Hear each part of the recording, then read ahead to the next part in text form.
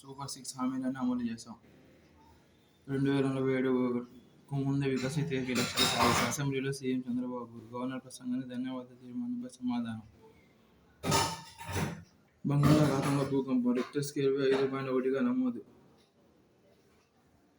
సంక్రాంతి నుంచి శివరాత్రి దాకా రెప్ప వేయని త్రివేణి సంగమం. మహాశివరాత్రి పర్వదిన వేళ నేటితో ముగియనున్న మహాకుంభమేళ. ఐరోపాకు అమెరికా షాక్. ఐరాస తీర్మానాలు రష్యాకు మద్దతు. రష్యాకు ఇరాక్ రవాణాదారి అమలాన్ని అంగీకరించని అగ్రరాజ్యం.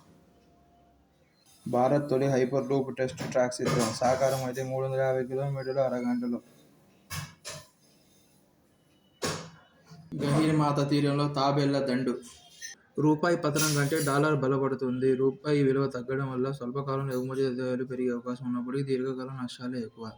మన దేశంలో ఉత్పత్తి కార్యకలాపాలను విస్తరించి అధికోత్పత్తి సాధించడం ద్వారా అంతర్జాతీయ మార్కెట్లు పోటీ పడాలి. అంతేగాని రూపాయి విలువను తగ్గించడం లేదా పెంచుకోవడం ద్వారా పోటీతత్వాన్ని సాధించడం అనేది కుదరని పని, సరైన విధానం కూడా కాదు. రూపాయి విలువ పతనం కాకుండా కృత్రిమంగా కట్టడి చేయడం సమంజసం కాదు.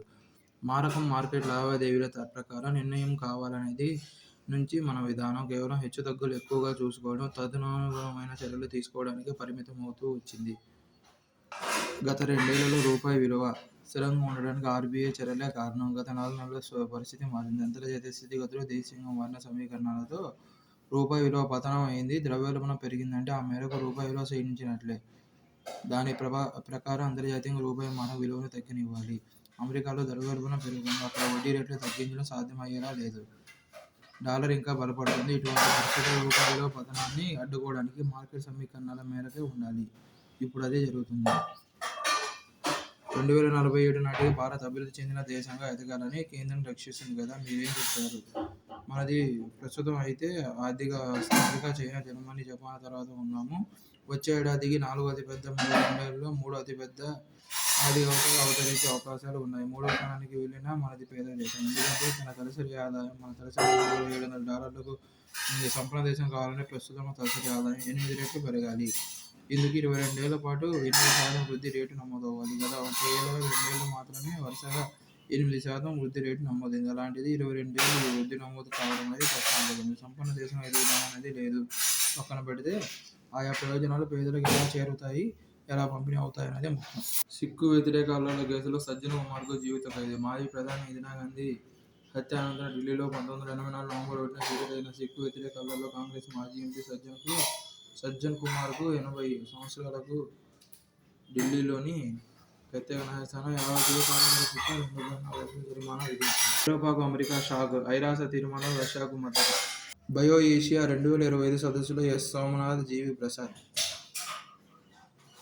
నేడు Ranji trophy final Kerala versus Vidarbha. బహుముఖ సంక్షోభాలతో కొట్టుమిట్టాడుతున్న జర్మనీ ఆదివారం జరిగిన పార్లమెంటు ఎన్నికల్లో మితవాద పక్షాల వైపు మొగ్గింది. 1990లో జర్మనీ ఏకీకరణ తర్వాత కనీవినీ ఎరుగని రీతిలో 83.5% పోలింగ్ నమోదు కాగా, మధ్యవేద మితవాదులైన Christian Democratic Union (CDU), Christian Democratic Social పార్టీలు రెండింటికీ కలిపి 208 స్థానాలు వచ్చాయి. పోలైన ఓట్లలో ఆ రెండు పార్టీలు 28.6% గెలుచుకోగా, తీవ్ర మితవాద పక్షం ఆల్టర్నేటివ్ ఫర్ జర్మనీ 20.8%తో రెండో స్థానానికి చేరుకోవడం అందరినీ కలవరపరుస్తుంది. ఆ పార్టీకి 132 స్థానాలు లభించాయి. 2021 పోరుతో పోలిస్తే ఓటింగ్ శాతం రెట్టింపు అయింది.